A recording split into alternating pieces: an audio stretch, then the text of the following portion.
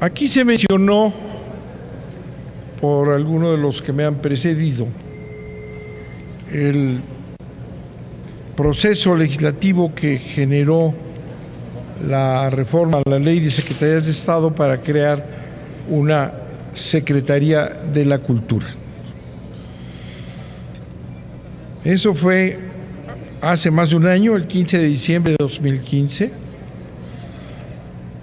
O sea, han pasado más de año y medio para que tengamos esta minuta discusión o este dictamen. Desde entonces escuchamos una elegía a la cultura bella. Me acuerdo la señora Blanca Alcalá hizo un gran texto, se presentaron otros más, con una gran confianza en que se iniciaba una gran etapa de renacimiento de la cultura en México.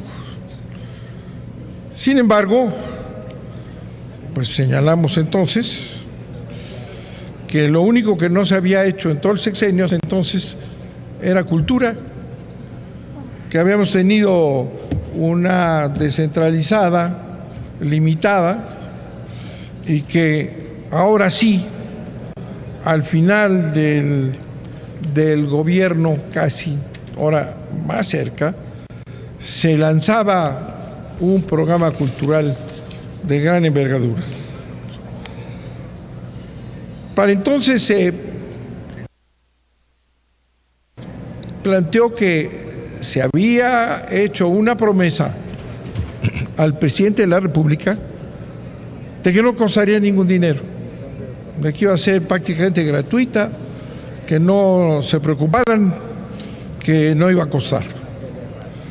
Y así nació esa Secretaría de la Cultura, sin dinero, avanzado el periodo y sin un presidente que hubiera demostrado para nada, como sigue sin demostrarlo, el aprecio más insignificante a la cultura. En el camino se abrieron las telecomunicaciones 100% al capital extranjero, cuando países como Canadá, conscientes de que la televisión es la que impone y desarrolla la cultura nacional, aquí el señor Peña Nieto, en una de sus reformas estructurales, extranjerizó todo el sistema de telecomunicaciones.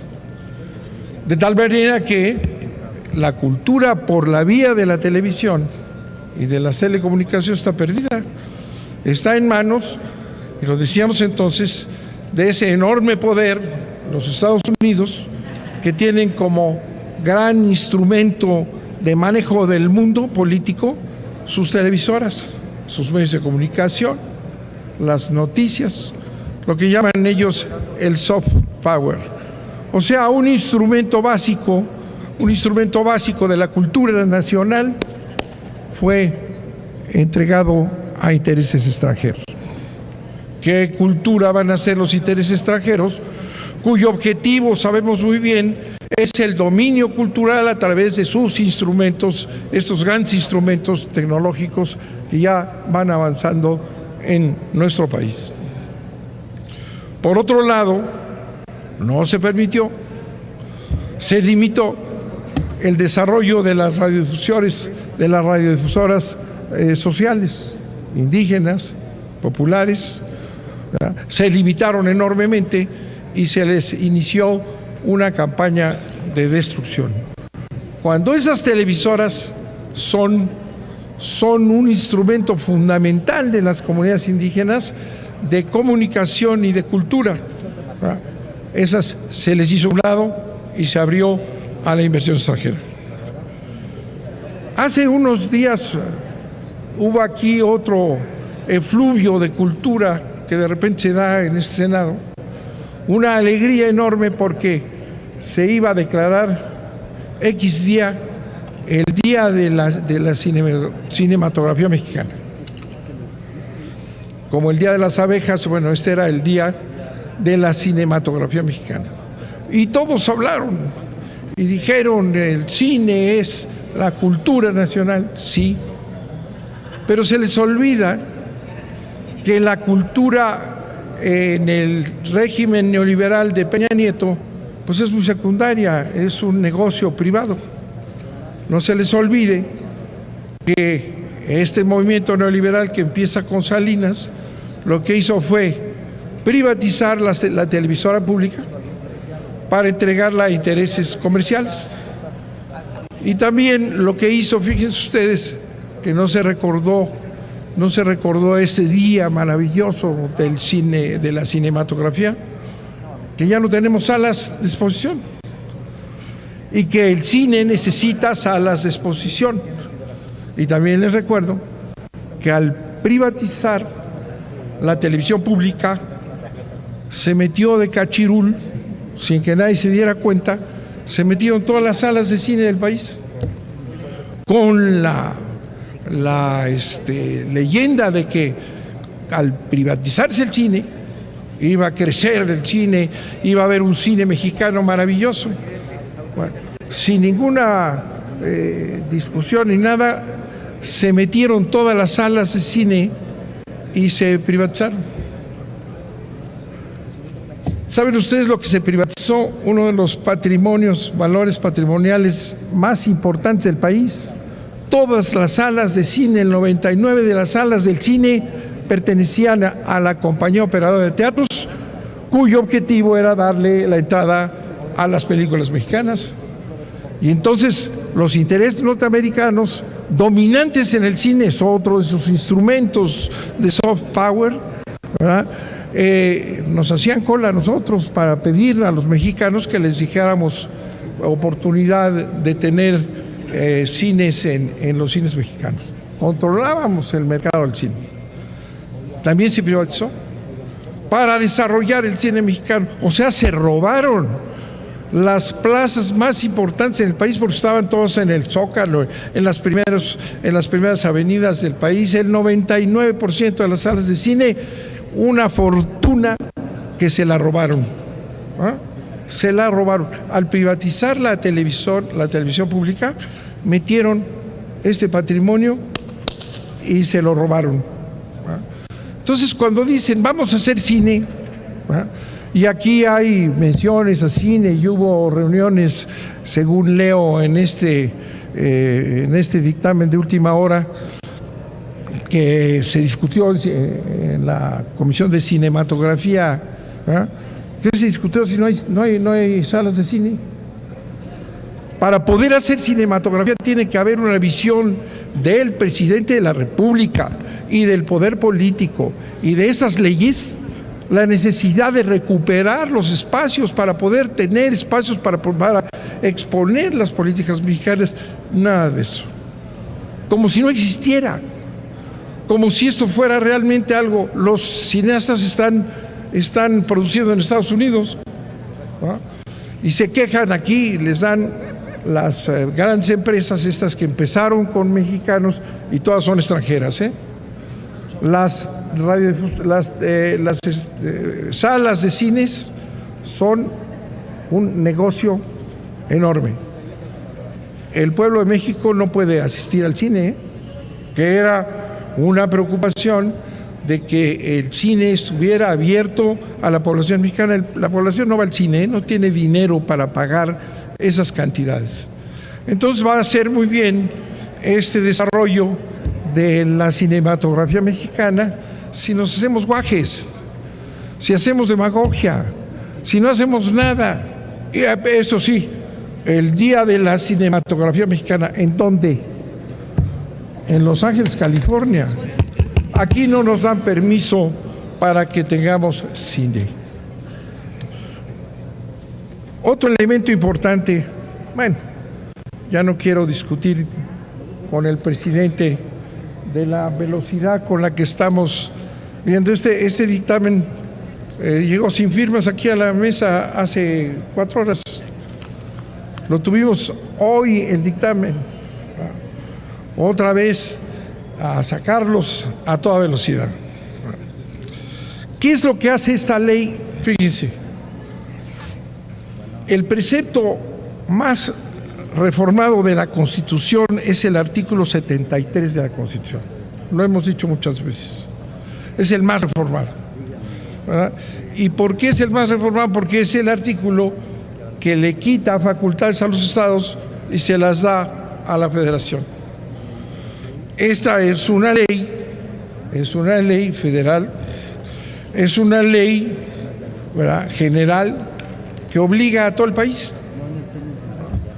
Entonces resulta que la cultura va a ser la burocracia de esta secretaría y no la cultura de los estados.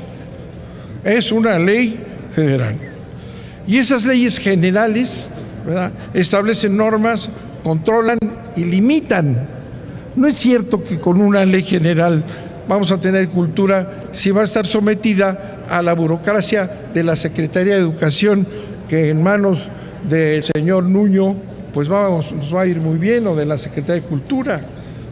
De manera que es un grave error seguir abusando de las leyes generales.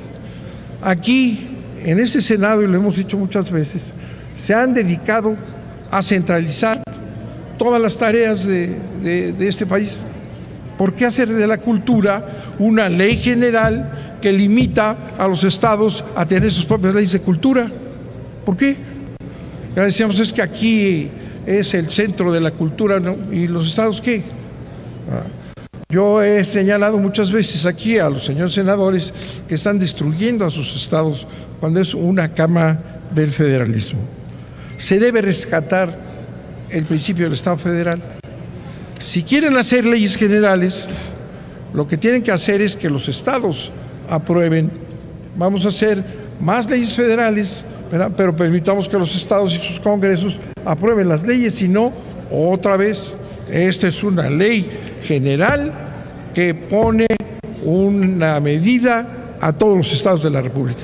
Señores senadores, les recuerdo una vez más, a punto de terminar este Senado, que ustedes han traicionado a sus estados, que lo que han hecho es fortalecer el poder presidencial para que luego, como lo hemos visto, los gobernadores en la CONAGO no hagan más que bailar como perritos bailarines al son que les toque el presidente de la República, porque también la cultura va a ser federal.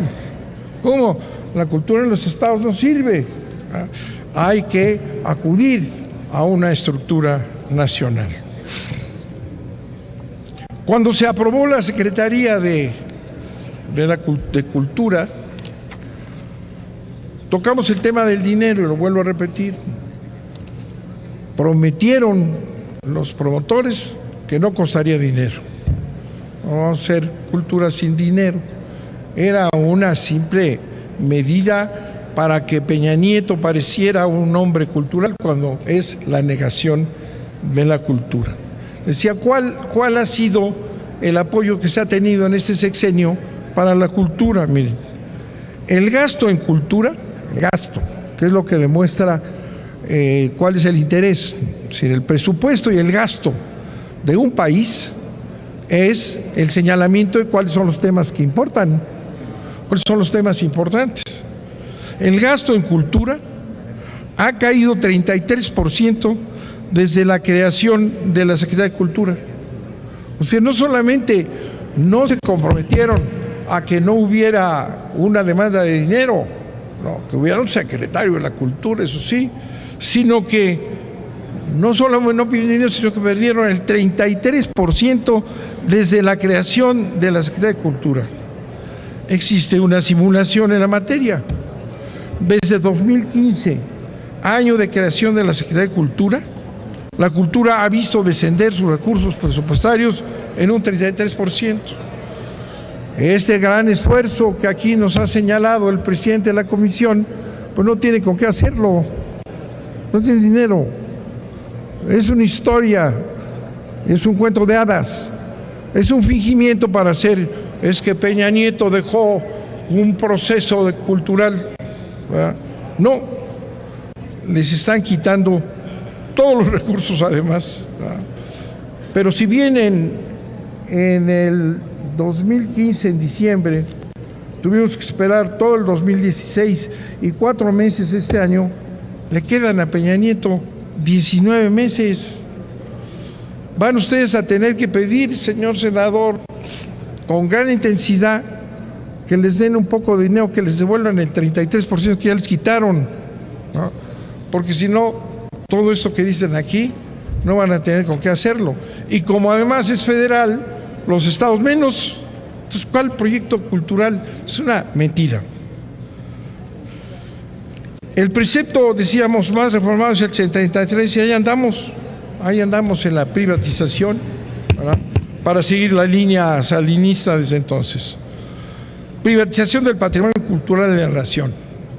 Vamos a casi termino, señor. Pero no se preocupe usted que nadie va a estar en contra más que yo, así es que con esto se puede usted ahorrar todo lo demás. Todo lo que hagan dentro de la jerarquía neoliberal que establecen los secretarios de Hacienda, ¿verdad?, son sospechosos, privatizadores, enajenación de los bienes culturales. Eso es lo que es. Esta ley se aprueba para privatizar el patrimonio cultural. Fíjense, ya privatizaron los cines, la televisión de Estado, ya limitaron la radiodifusión comunitaria, ¿verdad? Ahora van a que se privatice el patrimonio cultural. ¿Por qué lo digo? Porque el dictamen permite la participación de privados en la administración y gestión de la cultura. Ya están metidos los privados. Es que todo lo que pueda hacer negocio entre los privados ya está en el dictamen, la participación de los privados en la administración y gestión de la cultura mexicana, los privados, que generalmente son extranjeros, por no decir norteamericanos. Muchos trabajadores del INAH han señalado y advertido sobre las futuras privatizaciones de los espacios arqueológicos y del patrimonio histórico y cultural de la nación. El neoliberalismo jurídico y político que prevalece en el país tiene esa pretensión, y los empresarios ya están listos para lucrar con recursos que son de la nación. Por otro lado, y con eso termino, señor presidente, se está vulnerando el pluralismo sindical en esa ley general. La Ley Federal de los Trabajadores al Servicio del Estado señala en su artículo 68 que en cada dependencia solo habrá un sindicato. En caso de que concurran varios grupos de trabajadores que pretendan este derecho, el Tribunal Federal de Conciliación y Arbitraje otorgará el reconocimiento al mayoritario. Es decir, solo se reconoce a un sindicato, al mayoritario, con lo que los derechos de los trabajadores y derechos sindicales de los anteriores entidades desconcentradas paraestatales, fíjense, CONACULTA, INBA, Instituto Nacional de Antropología e Historia, que son sindicatos históricos en este país que han defendido los intereses nacionales, protegido el patrimonio nacional, esos quedan subsumidos en la hegemonía del sindicato mayoritario de la Secretaría de la Cultura. Por lo tanto, los trabajadores de los órganos y entidades que se han reorganizado en la nueva Secretaría de la Cultura dejaron de ser un sindicato de la SEP y pasaron a replantear sus condiciones laborales con la nueva Secretaría. Lo anterior representa una estrategia de debilitamiento sindical y de los derechos colectivos de los trabajadores. Viene a subrayar otra vez la separación de la cultura con la educación. Ya les platiqué que el origen de CONACULTA tuvo un objetivo presidencial de acercarse a los intelectuales y lo separó de la Secretaría de Educación Pública. Me consta, porque yo fui secretario de Educación. Se quitó la cultura de educación y eso sigue desarrollándose.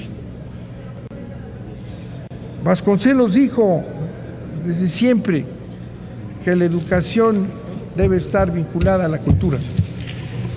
Tenemos una educación que nos ofrece la OECD.